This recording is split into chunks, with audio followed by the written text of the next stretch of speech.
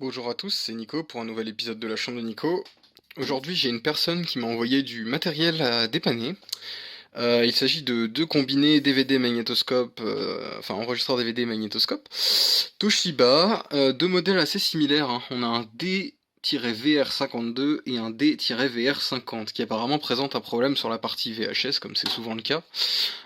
Sur ce genre de truc, j'imagine que c'est le mode switch parce que sur ce genre d'appareil moderne, je ne sais pas pourquoi. C'est souvent le mode switch. Mais bon, voilà, j'ai pas testé, donc on va voir ce qui se passe. On va commencer par celui qui est en haut, hein, du coup le VR52. Et je vais aller regarder ça, on va déjà ouvrir le couvercle. Parce que d'abord j'adore voir à quoi ça ressemble avant de mettre une cassette à l'intérieur. Ça a l'air propre comme ça, mais à voir. Donc bon, bah c'est parti, on est parti. Bon, je vous le dis tout de suite, ça a des heures. Ça a des heures de fonctionnement, ça mérite un bon nettoyage. Mais surtout, regardez-moi le galet presseur.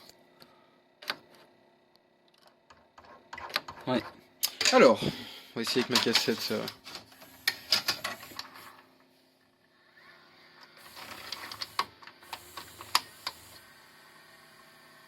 Ouais, il est en play. Alors par contre, ce qui m'inquiète, il n'y a pas de détection de fin de bande. Ah si, ça y est. Il l'a détecté, non? Alors il y a ça déjà qu'il va falloir retirer aussi. Le magnifique nettoyeur de tête qui va du coup salir les têtes. Alors si je vais en mode VCR... Là j'ai plus du tout de LED. C'est marrant, je pensais qu'il y avait un afficheur là-dessus, mais il semble pas qu'il y ait d'afficheur du coup.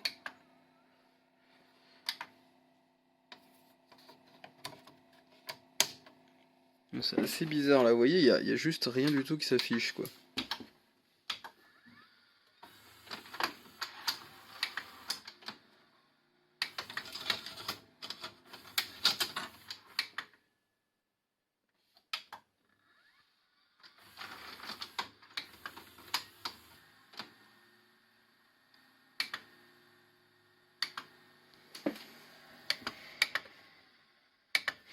Ok, donc il détecte un défaut, l'appareil se met en veille.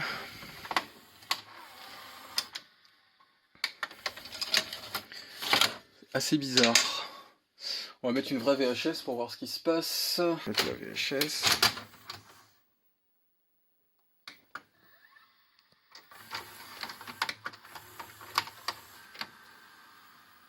Play.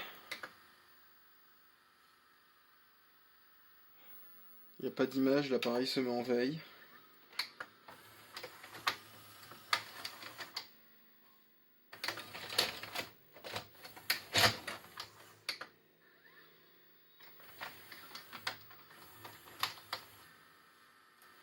Ah, là il y a un souci. C'est quand même assez bizarre. C'est un peu n'importe quoi le truc.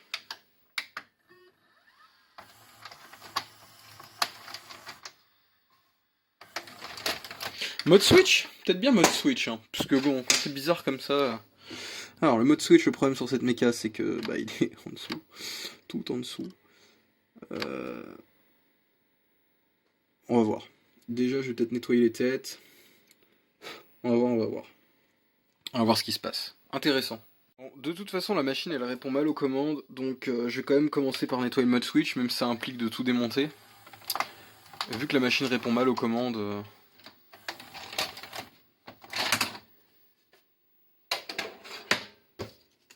Voilà. Je vais faire comme ça. Toshiba. Bon. Ah, mode switch, ça va être sympa sur une machine comme ça, mode switch. Ça va être super cool. Et ben on va tout démonter. C'est parti. Alors vous allez voir pourquoi ces machines modernes c'est un peu chiant des fois de bricoler dessus. Vous allez comprendre assez vite. Vous allez voir ce qu'il faut faire pour accéder au mode switch là-dessus. Alors, j'en suis qu'à la moitié. Hein. Voilà ce qu'il faut faire pour retirer et aller nettoyer un mode switch dans un magnétoscope moderne Toshiba. Et je ne ferai pas le geste de ce que j'en pense, mais globalement, c'est nul. Voilà les pièces du lecteur que j'ai dû démonter pour accéder à cette partie. Voilà les vis que j'ai dû enlever. Voilà. Et là maintenant, la partie de plaisir, c'est d'aller dessouder toutes ces nappes qui ne sont pas des connecteurs mais des nappes. Alors pour le coup le LG qui était récent, bon qui a plein d'autres soucis, lui, enfin il marche hein, mais bon en fait il est nul pour faire du dubbing. Ces machines Toshiba elles sont mieux pour le dubbing. Il fonctionne lui. Alors le VFD ne marche pas, alors soit le VFD est mort, soit il y a un souci au niveau de l'alimentation dans un des condensateurs, faudra que je regarde ça aussi. Donc voilà, mais maintenant ça va être le plaisir de dessouder toutes ces nappes là. Bon alors j'ai enlevé tout ça. Je vais pouvoir faire tomber le deck VHS, mais enfin bon, c'est quand même, franchement c'est quand même nul comme design, on en revient au même point. On va essayer, hop, c'est parti. J'avais oublié, il faut aussi dessouder l'encodeur rotatif pour la tête vidéo pour savoir où sont les têtes. Donc là je devrais pouvoir lever le deck. Ouais, je vais le faire demain, c'est plus simple parce que là c'est compliqué. J'avais oublié lui aussi. Incroyable quoi. Le mode switch, il est là, la méca est là, et le mode switch est là. Et c'est lui que je vais devoir nettoyer maintenant. Voilà. On va en profiter pour vérifier les courroies, hein, tant qu'on y est. Très bien. Elle est très bien la courroie du cabestan. Elle ne me semble pas abîmée, la courroie de chargement. Elle est un peu plus molle, mais ça a l'air d'aller. Donc voilà, le mode switch se branche là. Et il va là. Bon voilà, le mode switch, bah du coup il est super sale. Et les contacts qui est avec aussi. C'est sûrement pour ça que ça ne fonctionne pas correctement. Alors, regardez le noir qu'il y a, donc on va nettoyer les contacts. Et on va pouvoir tout refaire dans le sens inverse. Ah ouais non, j'aime pas ces machines là. Bah j'aime pas du tout. Et voilà, c'est quand même vachement plus propre et j'en ai profité pour surélever les contacts aussi. Donc il devrait plus trop y avoir de problème. Mais voilà à quel point c'était sale.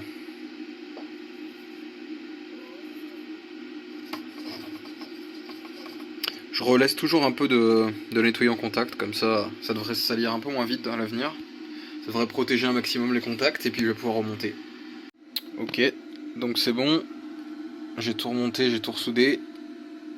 Alors oui, les soudures elles sont ce qu'elles sont, hein, mais ça tiendra. D'ailleurs en fait c'est plus simple de souder une nappe souple que de souder ça. C'est un peu chiant ça. Enfin bon encore ça va. Ouais ça c'est chiant ça. Bref, donc je vais pouvoir le remonter, on va voir, on va tester, on va voir ce que ça donne. On va rebrancher, on va voir ce que ça donne. Hop, hop là. Okay.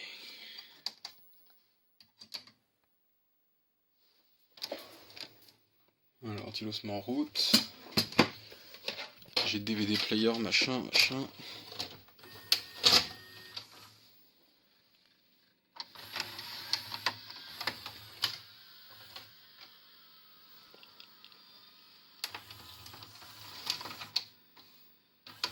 Ça devait être la eject, d'accord.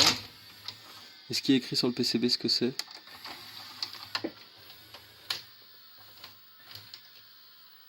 Ah, il y a du play. Oh, il y a de l'image.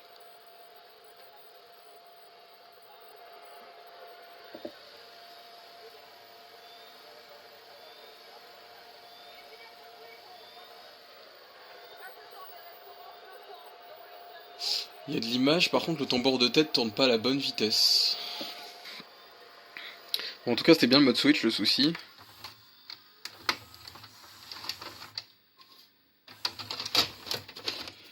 Voilà, ça c'était bien le mode switch, bon c'est comme d'hab. Par contre pourquoi le tambour ne tourne pas à la bonne vitesse, ça c'est une bonne question. Bon alors je vais passer au deuxième parce que je ne sais pas trop ce qu'a le problème avec la vitesse du tambour, donc je vais pouvoir analyser à l'oscilloscope les signaux et je vais essayer de voir d'où ça vient en fait après quoi. Alors celui-ci, le mode switch fonctionne, et même là l'image fonctionne, et tout à l'heure l'image fonctionnait pas totalement, elle était brouillée comme vous pouvez le voir par moment. Je pense tout simplement que les têtes sont sales, sur celui-ci. J'imagine que celui-là il a moins d'heures. Ah non, il a quand même des heures aussi. Hein. Ah, il y a un DVD. J'ai laissé un DVD dedans, la personne a laissé un DVD à l'intérieur. D'accord. Je pense que c'est des machines qui lui servent à faire des copies. Alors il fonctionnait pas au début, pourquoi il fonctionne pas? Déjà première chose, on va virer ça, comme d'hab. Hop, allez, parce que là ils sont un peu, ils sont fatigués les nettoyeurs de tête, puis sur des machines qui servent souvent, je conseille pas forcément de les laisser. Regardez-moi ça, regardez-moi ces trucs là. Ça je nettoie pas, hein. Ça je vire, hein. Voilà. Regardez l'autre, c'est pareil.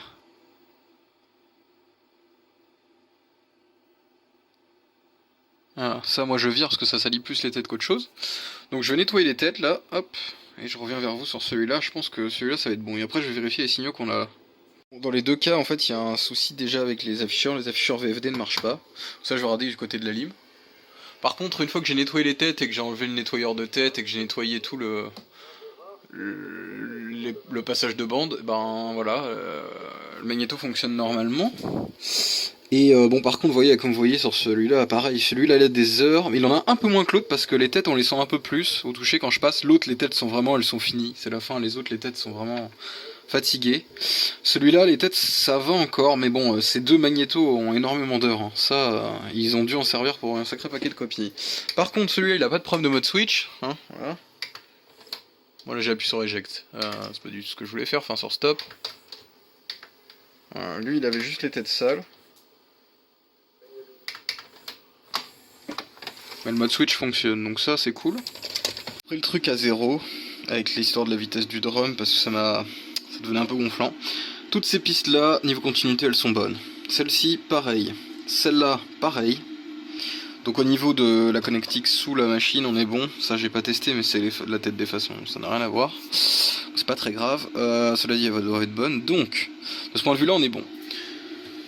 J'ai ressorti la méca, j'ai refait ces pins là, celle-ci. Celles-là, ils sont bien, j'ai pas besoin de les refaire. Et ça, c'est bon, j'ai testé la continuité jusque-là. Il y a un signal qui est encodé hein, dans le drum là, et ça donne, enfin dans le drum, dans le cabestan. Ça donne le signal ici, et ça passe le signal au drum. Là, t'as la même chose à l'intérieur, ici derrière, donc ça je ne peux pas checker, la tête n'est pas démontable, enfin en tant que telle, donc si le souci se trouve là-dessous, bah c'est foutu. Et enfin, je pourrais essayer de la démonter, mais je sens que ça va être destructeur, donc je préfère pas avoir à le faire si j'ai pas besoin de le faire, quoi. Voilà. Donc là, à ce niveau-là, c'est bon. Parce que je sais pas, faudrait que je regarde la vidéo, et je crois qu'au début, il avait pas... Enfin, j'entendais pas de soucis avec le drum, mais j'ai pas fait attention. Faudrait que je reteste. Mais voilà. Donc voilà, c'est bon. Et bien, je vais remonter, puis on va pouvoir passer à la suite.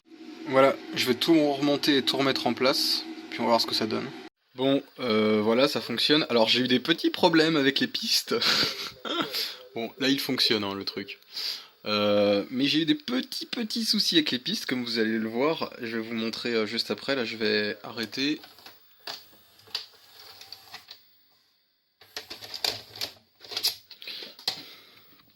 Alors je vais l'arrêter, donc tout remarche comme il se doit. Donc le problème sur celui-ci c'était bien le mode switch depuis le départ, sauf que j'ai dû abîmer une connexion, et le problème c'est en enlevant, en fait sur ces machines là vous avez une chance d'enlever le deck, c'est-à-dire que vous l'enlevez une fois, vous pouvez pas l'enlever après, c'est terminé. Les soudures deviennent tellement fragiles en fait, les VIA en fait, c'est pas les VIA, c'est carrément en fait les pistes qui partent, et pourtant j'ai baissé la température du fer, hein. Je l'ai baissé à 300 degrés, mais malgré tout ça part quand même. C'est vraiment, franchement les cartes sont vraiment pas de bonne qualité je trouve. Je sais pas, mais enfin c'est nul de pas avoir mis de connecteur quoi, ça je comprends même pas. Donc je vais vous montrer ce que j'ai fait, en tout cas le fait est que maintenant ça fonctionne, donc les deux sont réparés, il reste juste les VFD. Bon tant que celui-là est ouvert je vais regarder pour les VFD, et puis vu que l'autre a le même problème que le VFD, si j'en répare un je répare les deux globalement, à moins que les deux VFD soient morts, mais... VFD en général dans le temps ça ne lâche pas tout seul, c'est-à-dire que ils deviennent sombres, ils deviennent sombres, ils deviennent sombres, mais ceux-là ils s'allument genre pas du tout. Donc je vais aller voir ça de plus près, mais voilà, donc je suis content parce que j'ai quand même réussi à le réparer. Je vais vous montrer mon truc MacGyver que j'ai fait. Alors je suis pas très fier de moi dans le sens où j'ai quand même abîmé le truc au départ, mais je suis assez fier de moi dans le sens où maintenant il fonctionne à nouveau. Bon bref, c'est pas servissable à nouveau, mais de toute façon, d'ici à ce que le mode switch pose à nouveau problème sur cette méca, bah voilà, hein, je pense que la prochaine fois qu'il y a un souci de mode switch, vu l'état des têtes vidéo, comment elles sont lisses, elles sont déjà presque mortes, elles sont fatiguées, et le i, de toute façon le truc a des heures. Cela dit, ah si, ça mériterait peut-être un... Ah, il n'y a plus d'inertie du tout. Bref, je m'occuperai de ça après, c'est pas très grave. Tant que j'y suis, peut-être que ça vaut le coup que je nettoie la lentille des lecteurs. Je prendrais peut-être un peu plus cher, mais bon là, si je fais autant faire une révision complète, hein, maintenant que le truc il est dans cet état. Voilà. Bon, en tout cas ça fonctionne, ça c'est chouette. Donc, je vais vous montrer ce que j'ai fait, je reviens vers vous. Voilà ce que j'ai fait. Donc il y a 3 pistes qui se sont arrachées. Honnêtement, c'est rare que j'arrache des pistes, mais là c'est arrivé et puis d'un coup elles partaient toutes les unes à une, donc je pense qu'elles ont été trop chauffées, je pense. Mais alors, si vous voyez juste la taille de mon doigt par rapport à la taille des pistes, voilà, donc au début je voulais tout me faire ici, après j'ai dit non non, c'est plus simple de faire ça, c'est beaucoup plus intelligent. Et celui-là, bah si, celui-là il tient ici, hein. Pas de souci. Donc voilà. Maintenant, alors normalement j'ai une résine qui sèche pour ça, ce genre de choses, mais là j'en ai pas. Donc je vais faire un truc. Je vais faire un truc pour pas que ça bouge et puis je vais m'occuper de ça. Je vais vous montrer. Bon, j'ai mis du Kapton. euh, Bon, en théorie ça reste à la température. Alors j'ai fait 2 couches en dessous, plus une couche comme ça. L'idéal c'est de la résine et de la bloquer, mais là j'ai rien et je vois pas comment ça bougerait une fois que c'est dans le châssis et que c'est fixé. Normalement, ça devrait aller. Celui où j'ai peut-être peur, c'est celui-ci qui bouge. Cela, ça bougera pas. Sur la nappe, je vois pas comment ça pourrait bouger. Il faudrait peut-être que je fixe la nappe, cela dit. Je peux peut-être mettre un point de colle de chaque côté. Mais non, je pense pas que ça bougera. Je vais mettre un bout de scotch là, mais ça bougera pas à mon avis. Et voilà. Donc, donc voilà, alors oui, c'est pas ultra propre. Enfin si, les soudures elles sont magnifiques, mais c'est pas, voilà, c'est pas le dingue. Mais j'ai plus de résine là, donc faut que j'en rachète et que je m'en rachète le truc ultraviolet parce que je l'ai flingué. Donc voilà, l'idéal c'est de la résine. Je vous invite à regarder les vidéos de Louis Rossmann d'ailleurs là-dessus. Lui, il aime bien utiliser cette résine. Et par ailleurs, je pensais aussi à ça, ces fils là, je vais arrêter, je vais prendre du fil comme il a. C'est de l'énamel qui est autour, et du coup. Enfin, énamel, je veux dire, il est. Mince, comment ça s'appelle en français? Euh, Bon, en fait, il y a une couche en fait d'isolant hein, dessus. Voilà. Et du coup, bah, en fait, on a juste à faire fondre le bout, et ça, la couche de d'isolant part, et là, du coup, ça devient conducteur, et il y a le cuivre, et voilà, donc ça, c'est génial. Et donc je vais m'acheter un peu de ce fil aussi au passage, je vais penser à en reprendre. Enfin voilà, en tout cas j'ai montré ce que je voulais faire, ça va marcher, je pense qu'il n'y aura pas de soucis, donc c'est bon. Le seul truc maintenant c'est le VFD, il faudrait que je m'en occupe, donc je vais regarder ça, mais voilà. Donc pour cette partie-là, c'est réglé. Donc, il y a en fait dans le manuel de service, alors c'est pas exactement la même machine ici, parce que j'ai pas trouvé le manuel de service pour la mienne, mais c'est qui approche, ils nous disent Fluorescent display tube does not light up, donc the VFD. Est-ce qu'il y a 5 volts qui arrivent au contrôleur du VFD IC612, donc celui qui est juste en dessous le VFD, donc pin 13 et 43 dans mon cas, c'est bien yes. Du coup, est-ce qu'il y a entre moins 24 et moins 28, j'ai moins 24 volts qui arrivent, donc yes. Est-ce que j'ai une oscillation? Elle n'est pas exactement à 500 kHz, mais je pense que c'est bon. Et il me reste ça. Donc là, c'est au niveau de l'alimentation, donc ça, je vais aller voir ça. Et ensuite, ils me disent remplacer P1 VDassembly. Donc en gros, là, il faut remplacer carrément. Ils nous disent remplacer la carte, hein, mais bon, en fait, ça voudrait dire remplacer le display. Mais un display, un VFD mort, j'ai rarement vu ça. Donc bon, je vais aller investiguer plus loin, mais c'est quand même bizarre. Donc voici le contrôleur. Ici, c'est le contrôleur du VFD, avec toutes les lignes qui vont au VFD.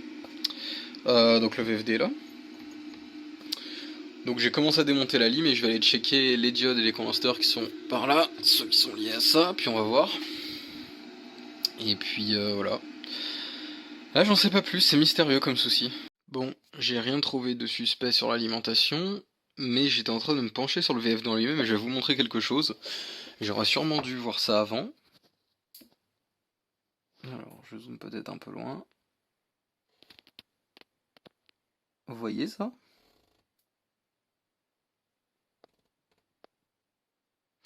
Je crois que le VFD il est cassé. Enfin il y a les pins qui le relient plus là, donc on va essayer de ressouder puis on va voir ce que ça donne.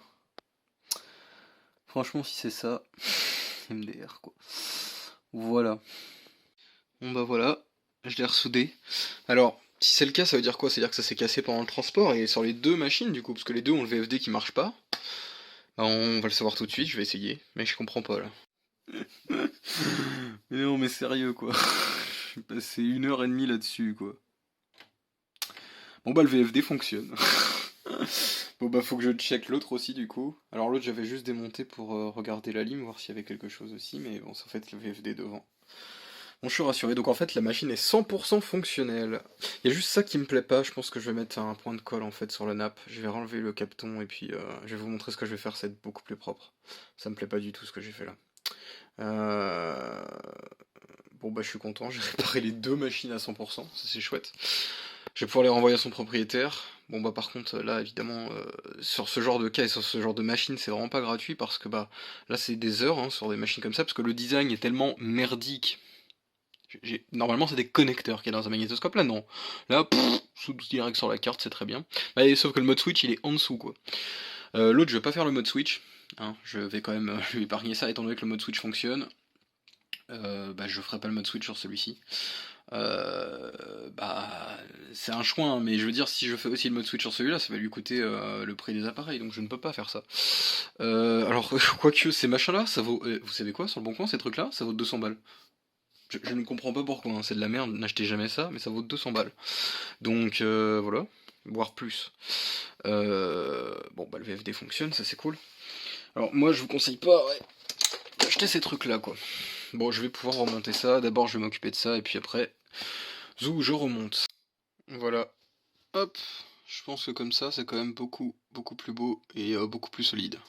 Bon, voilà, hop.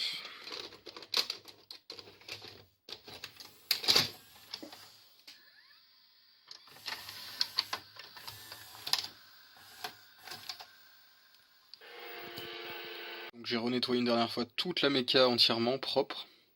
La partie DVD elle semble lire correctement, donc du coup bah voilà.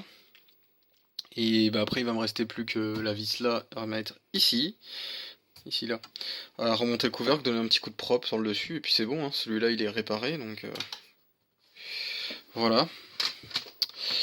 Ouais, alors on va introduire un truc dans mes vidéos qui va s'appeler l'indice de réparabilité, mais pas celui que vous trouvez par le gouvernement, non. Mon indice personnel, ce que j'ai pensé de la réparation de cet appareil, celui-ci, l'indice de réparabilité est à 1 sur 10, voilà. C'est un cauchemar, c'est clairement un cauchemar. Je mets 1 parce que ça peut quand même se réparer, mais qu'il faut vraiment en vouloir, quoi. Puis bon, des pannes comme les VFD qui cassent, ça, n'importe quoi. Non, c'est vraiment à côté du LG. Alors celui-là apparemment il est bien mieux pour enregistrer que le LG, mais à côté du LG, bien clipsé, ouais.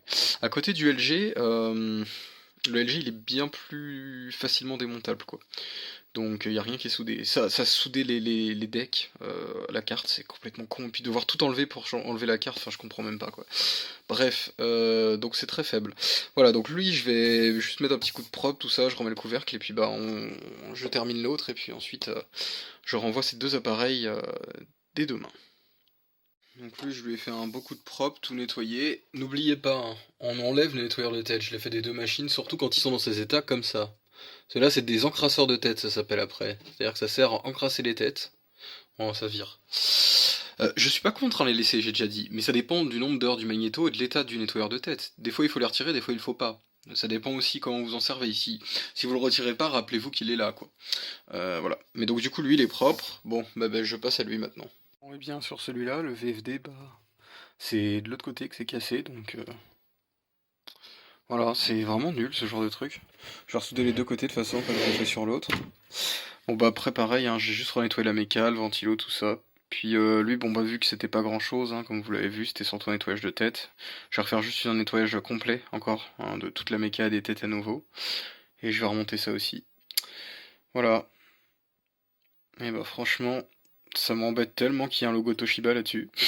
J'aimais bien le matos Toshiba. Voilà, le deuxième c'est pareil. VFD c'est bon. VHS c'est bon.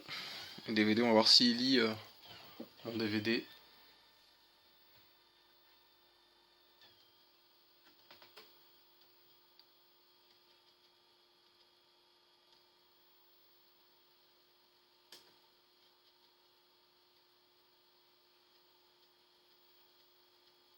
Ouais, c'est bon.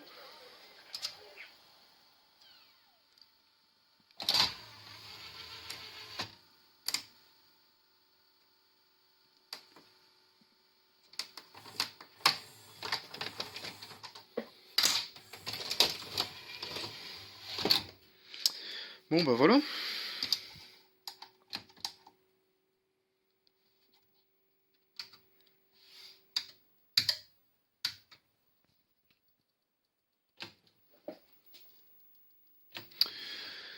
C'est bon. Ça fonctionne aussi. Pour le remonter, c'est parfait. C'est parti.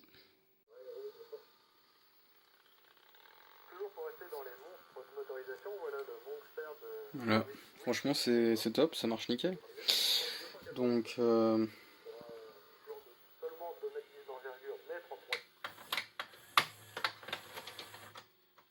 c'est bon.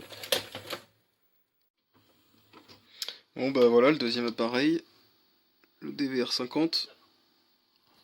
C'est réparé, je change un peu de cassette. Enlevez la rondelle fendue de 113 et 113 elle-même. Puis 114. Enlevez 142. Ah, les mécaniques magnétoscope type G. Le clip de 111 et 111 elle-même. Cassette Service Plus. Si quelqu'un a d'autres de ces cassettes, je suis intéressé. Hein. Enlevez 110. Ah, que je numérise.